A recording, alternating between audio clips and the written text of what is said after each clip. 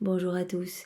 Eh bien, prenons un instant aujourd'hui pour lire et méditer un passage du livre du ciel de Luisa Picaretta. Au nom du Père qui m'a créé, du Fils qui m'a sauvé et du Saint-Esprit qui me sanctifie. Amen. Jésus, je me plonge en toi, dans ta divine volonté. Je m'unis à toi, je m'identifie à toi, je me consume en toi, je me fusionne en toi, je me fonds en toi. Et je te supplie, Jésus, de me remplir à ras-bord de ton amour, de ton Esprit Saint, de ta lumière, de tes grâces, de tes bénédictions. Viens t'établir dans mon cœur, viens t'y installer avec le Père, le Saint-Esprit, ton royaume, ton trône, tous tes attributs divins, et agis à partir de mon corps, de mon humanité, que je t'offre une fois de plus en gage de mon amour pour toi. Au nom de tous. Oui, Jésus, place tes pieds dans mes pieds, que chacun de mes pas soit sanctifié par ta présence. Viens placer tes mains dans mes mains, pour que toutes mes actions soient faites par toi, pour toi et en toi. Viens placer tes regards dans les miens, pour que mes regards dégoulinent ta présence, ton amour sur tous mes frères et sœurs. Viens parler à travers ma bouche, respire à travers toutes mes respirations, sois présent dans tous mes battements de cœur, sois dans toutes mes pensées. Jésus, je te demande vraiment de tout faire en moi, et que tout puisse te glorifier. Je te remercie infiniment pour tout ce que tu fais pour chacun de nous, pour ce cadeau de la vie dans ta divine volonté que tu nous donnes, Seigneur. Tu l'as dit à Louisa, c'est le plus grand cadeau que je peux faire aux créatures. C'est le prodige des prodiges, le miracle des miracles. Alors vraiment, Seigneur, merci avec tes propres remerciements. Au nom de tous. Maintenant, dispose nos cœurs, dispose nos intelligences pour que rien ne se perde et que cet enseignement que tu vas nous donner puisse porter du fruit pour ta gloire. Parle maintenant à travers ma bouche, envoie-moi ton Esprit Saint, que je reste toujours dans ta vérité. Alors le passage que nous allons méditer est celui du 1er avril 1922. C'est Louisa qui parle. Mes jours sont pleins d'amères souffrances, parce que je ne vois que rarement Jésus.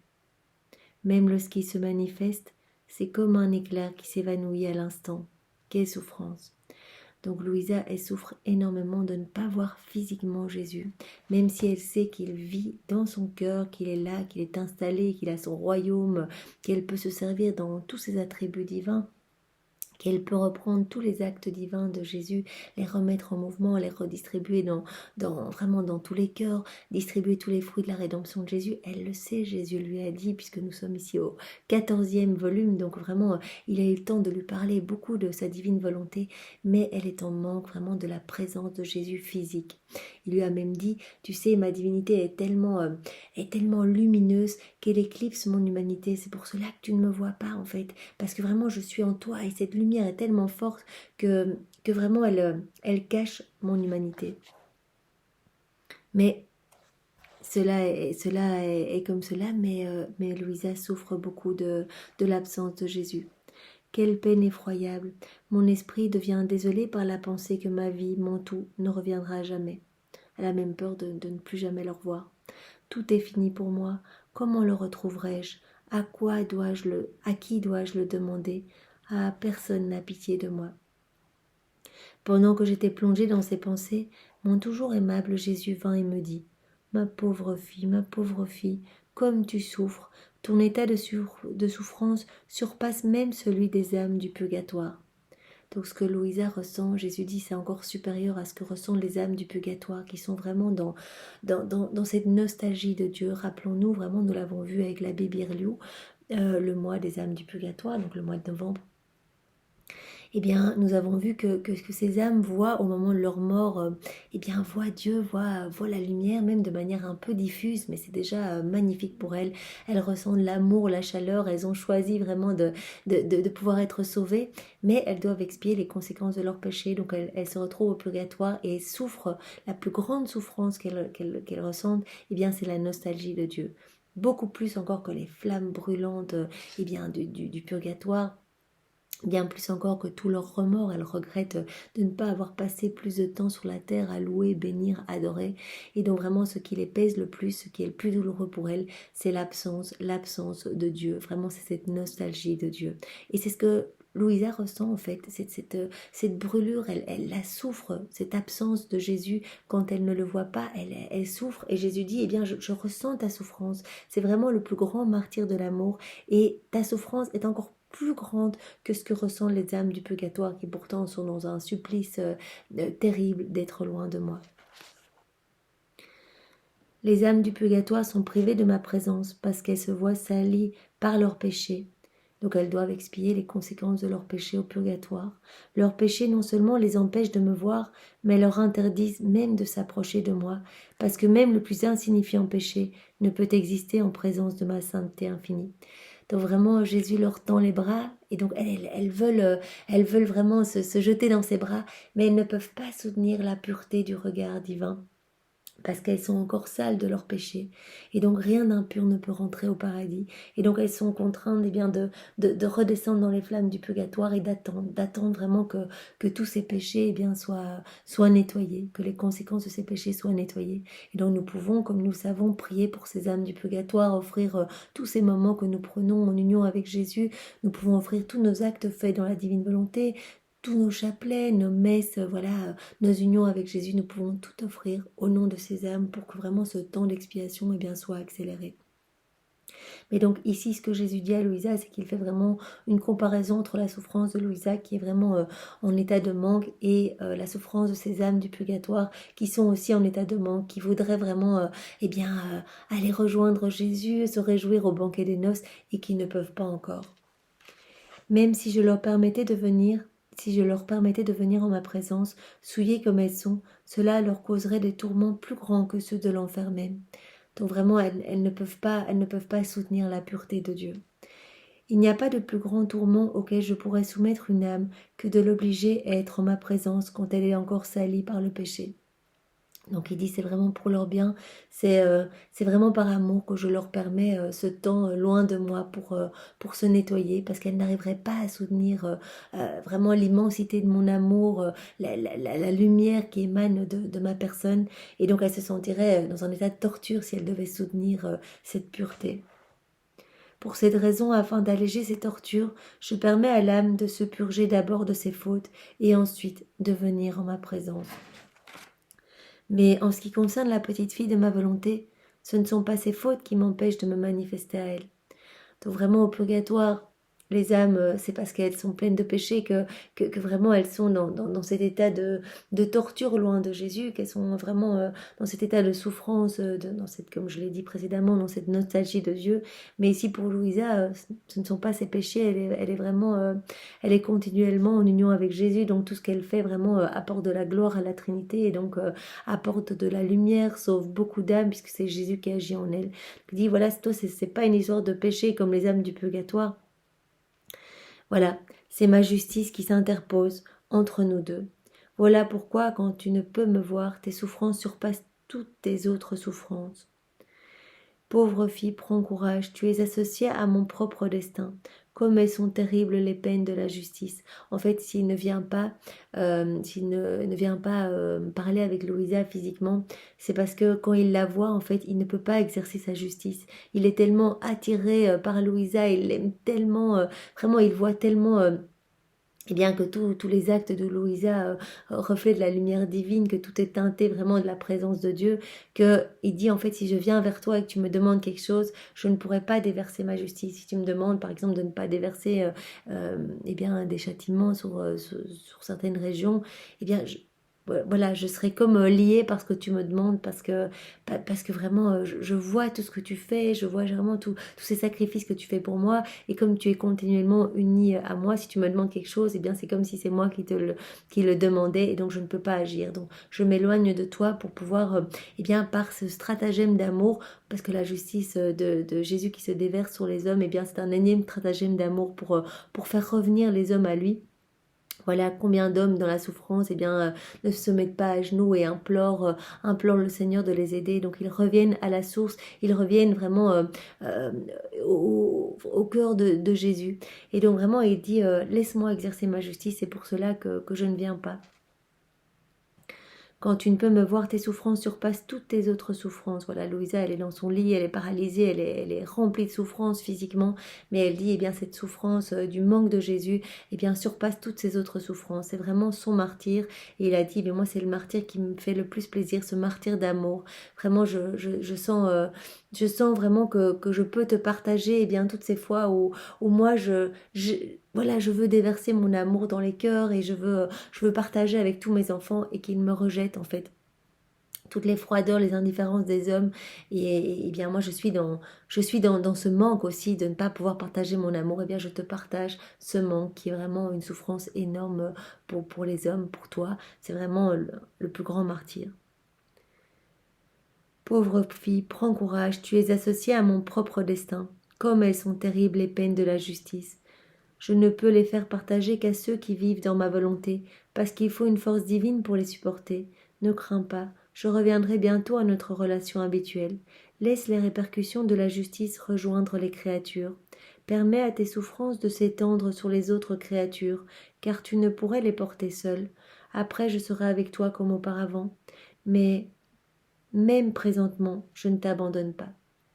Donc il lui dit, mais de toute façon, je suis toujours en toi, même si tu ne me vois pas, voilà, fais-moi confiance, je viens avec toi porter tes souffrances. Lorsque tu unis tes souffrances aux miennes, tes souffrances portent les fruits de mes souffrances. Et donc il y a beaucoup d'âmes qui vont être sauvées, il y aura beaucoup de conversion, beaucoup de sanctification, beaucoup d'âmes qui vont vraiment gagner en ferveur d'amour pour moi, beaucoup d'âmes qui vont être purifiées dans le purgatoire, etc. Donc vraiment, prends courage et accepte cette souffrance d'amour, cette souffrance du manque, eh bien de ne pas me voir. Accepte cela pour sauver beaucoup d'âmes et que je puisse exercer ma justice et toucher des cœurs aussi de cette façon. Mais même présentement, je ne t'abandonne pas. Donc même si vraiment tu te sens seul, abandonné, eh bien je suis là avec toi à chaque instant et je porte cette souffrance avec toi. Moi aussi je sais que tu ne peux être sans moi. Aussi je serai au plus profond de ton cœur et là nous nous parlerons. Si tu veux me parler, moi je suis toujours à l'intérieur de toi. D'ailleurs, vraiment, même si tu voulais quitter ma divine volonté, ce serait pas possible. Vraiment, j'ai élargi les frontières de ma divine volonté en toi de telle manière que voilà, tout ce que tu fais est vraiment relié à moi, uni à moi et porte les fruits de mes propres actions lors de mon passage sur la terre. Après cela, j'ai suivi les heures de la passion, en particulier la partie où Jésus a été vêtu et traité comme un démon. Donc Louisa, après avoir parlé à Jésus de cet état de souffrance, elle se plonge directement dans les heures de la passion de Jésus. Voilà, elle médite tout le temps sur la passion de Jésus. Et Jésus lui a dit, à chaque fois que tu médites sur les heures de ma passion, sur mes souffrances, eh bien je déverse dans ton âme vraiment des torrents de lumière, je te transforme et je te donne de plus en plus ma ressemblance, vraiment celle que les hommes ont perdue à travers les siècles. Donc vraiment, quand tu t'unis à mes souffrances, c'est absolument magnifique, tu peux unir tes prières aux miennes, tes réparations aux miennes, et vraiment je vais distribuer tous les fruits de mes réparations dans tous les cœurs et dans ton cœur également.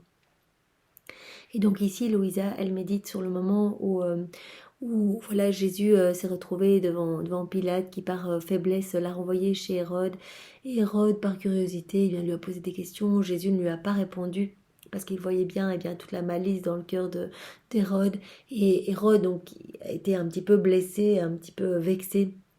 Son orgueil en a pris un coup et donc il a traité Jésus de fou et il l'a considéré comme tel. Donc il lui a fait mettre le vêtement vraiment des démons, donc c'est un petit vêtement blanc, il s'est moqué de lui, il a dit voilà, il est fou et donc tout le monde l'a traité comme si vraiment il était atteint de troubles psychiatriques et donc on lui a fait payer vraiment le fait de ne pas avoir parlé. Et donc les soldats l'ont roué de coups, l'ont jeté par terre, on lui a craché dessus, on s'est moqué de lui, etc. Mon esprit était totalement plongé dans ce mystère quand Jésus me dit « Ma fille, ce fut la scène la plus humiliante de ma passion, être habillé et traité comme un fou. » Donc Jésus a accepté toutes ces humiliations pour réparer pour tous les péchés d'orgueil, pour tous les hommes qui se plongent vraiment dans les choses du monde. Voilà, Hérode qui avait vraiment besoin d'être reconnu, d'être aimé de tous. Il n'a pas supporté qu'on ne lui réponde pas. Et donc vraiment, Jésus a réparé par toutes ces humiliations et vraiment en acceptant de se faire tout petit, piétiner, etc. Eh bien, il a réparé pour tous les péchés de grandeur, pour tous les hommes qui sont à la tête de cours, de tribunaux, d'armées, de pays, voilà, et qui prennent de mauvaises décisions, qui condamnent des innocents et qui vraiment salissent leurs âmes et outragent notre Seigneur. Cela fit de moi un jouet, une diversion pour les Juifs. Donc vraiment, tout le monde l'a traîné par terre, on s'est moqué de lui, on l'a roué de coups de pied, etc. Mon infinie sagesse ne pouvait être soumise à une plus grande humiliation. Mais il était nécessaire que moi, le Fils de Dieu, je subisse cette souffrance.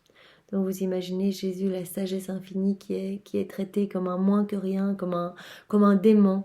Donc il a accepté tout cela, chaque souffrance que Jésus a acceptée, eh bien c'était pour sauver nos âmes, pour refaire nos vies, pour refaire tous nos pas, nos regards, nos paroles, nos péchés d'orgueil. Il a vraiment tout repris, tout refait au prix de toutes ses souffrances dans son humanité, mais pas que, dans sa divinité également, tout ce qui se passait à l'intérieur de Jésus, eh bien depuis la seconde 1 de son incarnation, lorsqu'il refaisait, qu'il sanctifiait nos vies. Eh bien vraiment, nous voyons à quel point quand nous unissons nos souffrances à celles de Jésus, eh bien les souffrances de Jésus sont telles que vraiment nos souffrances vont vraiment pouvoir porter tous les fruits des souffrances de Jésus. On va pouvoir distribuer tout ce que Jésus a acquis lorsqu'il était comme ça piétiné, lorsqu'il était humilié, lorsqu'on lui crachait dessus et vraiment à chaque instant de sa vie, lorsqu'il réparait pour nos existences et pour nous ramener vraiment à notre juste place d'enfant de Dieu et nous permettent eh bien, de pouvoir un jour accéder au paradis. Le péché rend l'homme fou, il n'y a pas de plus grande insanité. De roi qu'il est, il le transforme en un esclave et un jouet, des plus vilaines passions qui le tyrannisent, encore plus que s'il était un démon. Donc il a accepté d'être traité de fou, d'être vraiment humilié, on l'a traité de démon, pour réparer eh bien, tous nos péchés, eh bien, toutes ces fois, on devient fou avec le péché. En fait, le péché nous enchaîne, le péché nous ligote, le péché nous rend complètement déconnectés de ce à quoi nous sommes appelés.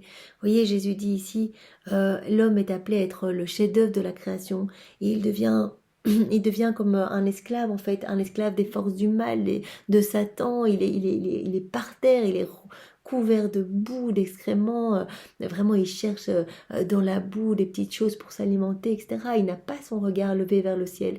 Et donc vraiment, c'est comme si l'homme perdait complètement la raison. En fait, lui qui normalement devrait être rempli de la beauté divine, rempli de Dieu, de la divine science, de la divine connaissance, de la divine volonté, eh bien, il choisit le péché, il choisit sa volonté propre, il choisit d'agir constamment dicté par son orgueil, son ego, et il laisse Dieu de côté. Et donc, en fait, il devient vraiment le jouet de, voilà, l'esclave des plus vilaines passions, en fait. C'est les passions qui le dominent.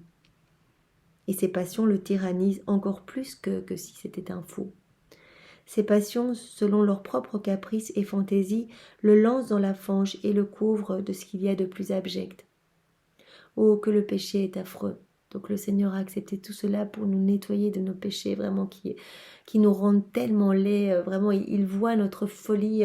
On va de plus en plus loin dans le péché et comme on l'avait vu hier, au plus on se plonge dans les choses obscures du monde. Eh bien, en plus, c'est difficile de revenir à Jésus. On aurait envie de faire du bien, mais on n'y arrive pas parce qu'on a vraiment aussi toute cette culpabilité qu'on porte. Vraiment, c'est un travail aussi de Satan, des démons qui viennent nous dire mais tu vas pas revenir, regarde qui tu es, tu viens de faire ces horreurs, t'as été impatiente, t'as manqué d'amour, t'as manqué de charité, comment tu oses demander à Jésus de venir vivre en toi. Vous voyez, au plus on s'éloigne, au plus c'est difficile de revenir dans la lumière. Même si pour Jésus, il est toujours les bras grands ouverts, il nous attend avec sa miséricorde infinie. Vraiment, il l'a dit à Sainte Faustine, à Sœur Josépha, mais il n'y a pas de péché qui soit trop laid pour n'être pardonné. Donc moi, je pardonne tout. Revenez à moi et moi, je viendrai vous laver vraiment de mes larmes, de ma lumière, de mon sang. de mon amour, revenez à moi, ma miséricorde est immense et je veux vous envelopper, je veux prendre tous vos excréments, là, tout ce qui vous rend laid, tout ce qui vous rend affreux, voilà, tout ce qui vous enchaîne complètement dans la noirceur, je vais tout prendre et vraiment je vais retirer ces horribles chaînes, je vais vous enchaîner avec les 12 chaînes de mon amour, je vais vous revêtir de ma gloire, de ma lumière, de mes grâces, de mes bénédictions, mais revenez à moi, vraiment revenez à moi et je vais vraiment vous nettoyer de tous ces excréments qui vous recouvrent. L'homme ne pourrait jamais être autorisé à se présenter devant la majesté suprême en état de péché. J'ai voulu subir un tel châtiment pour implorer que l'homme quitte cet état d'insanité. Donc vraiment, le Seigneur nous voit comme fous en fait. La Trinité, quand il nous regarde, il se dit mais ces hommes sont fous. Ils ont tout.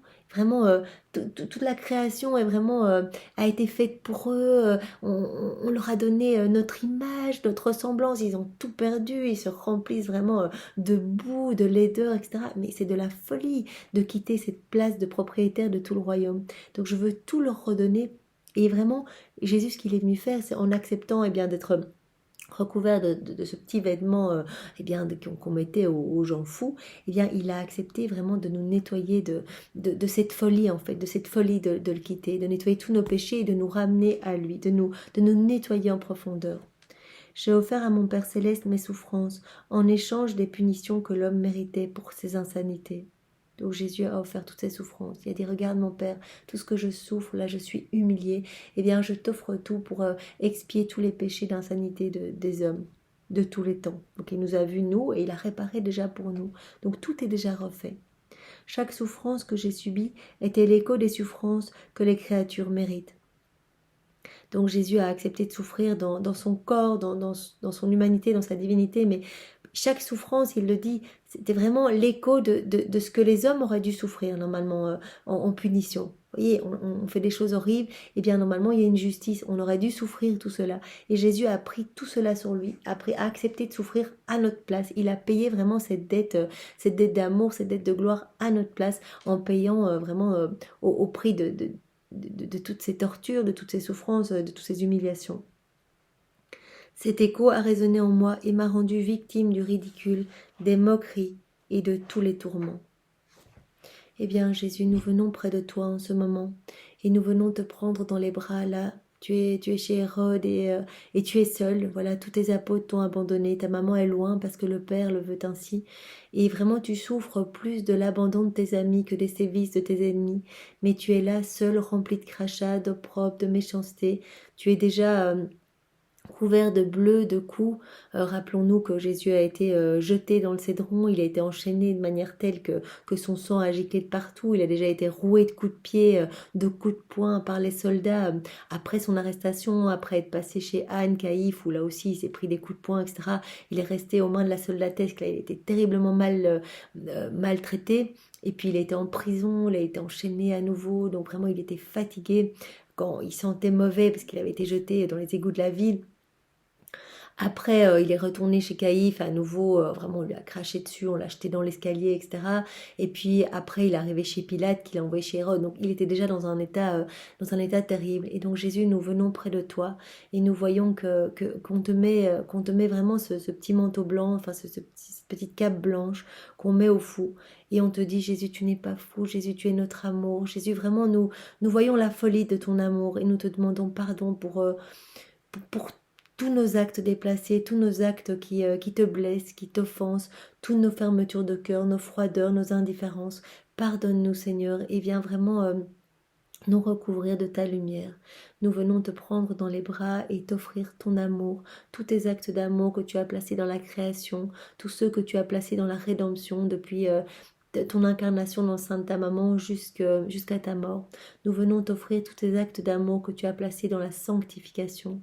Nous voulons t'offrir tout l'amour de ta maman, son affection, ses bénédictions, ses mots tendres. Nous t'offrons ces actes d'amour depuis sa conception jusqu'à son assomption. Nous t'offrons tout l'amour du Père, ces je t'aime, les je t'aime du Saint-Esprit. Nous t'offrons les actes d'amour de tous les saints de tous les temps, les actes d'amour de toutes les âmes qui ont vécu, qui vivent et qui vivront dans ta divine volonté. Et on te recouvre de tout cet amour, Seigneur, on est près de toi. Nous voulons prendre les coups à ta place. Nous voulons eh bien, porter cette petite cape que tu portes avec toi pour t'accompagner dans tes souffrances. Nous voulons unir toutes nos souffrances aux tiennes. Nous voulons vraiment eh bien, te donner nos vies, nos volontés et tout ce que nous sommes pour que nous puissions devenir pour toi eh bien, comme des tamis entre toi et les hommes, pour que les hommes n'osent plus t'offenser. Donc nous voulons prendre les offenses de chaque créature, de toutes les générations, et nous voulons plonger toutes ces offenses dans ton acte unique et éternel d'amour, pour ne t'offrir qu'adoration, louange, bénédiction et amour au nom de tous. Jésus, vraiment, fais de nous ce qui te plaira. Nous voulons devenir de bons instruments entre tes mains et nous nous offrons complètement à toi. Nous sommes avec toi et nous répétons tout ce que tu dis. Nous prions avec toi, nous unissons vraiment chacun de nos mots à tes prières. Nous unissons nos réparations aux tiennes. Et nous t'accompagnons, nous allons t'accompagner jusqu'à la fin de ta passion, Seigneur. Vraiment, nous voulons rester constamment avec toi. Reçois cette intention d'amour et fais que cette intention de rester toujours avec toi puisse profiter à nos âmes et profiter aussi à toutes les créatures, toutes les âmes passées, présentes et futures, comme si on faisait effectivement et simplement tout ce qu'on voudrait faire, même si c'est pas possible de rester avec toi continuellement, Jésus. Eh bien, reçois cette intention et garde-nous enchaînés à ton divin cœur. Vraiment, garde-nous captifs dans ton cœur brûlant d'amour. Brûle-nous de ton amour, Seigneur. Merci Seigneur, avec tes propres remerciements, sois loué, béni et glorifié dans ta divine volonté, au nom de tous. Au nom du Père et du Fils et du Saint-Esprit. Amen. Soyez tous bénis, passez une belle journée. Au revoir.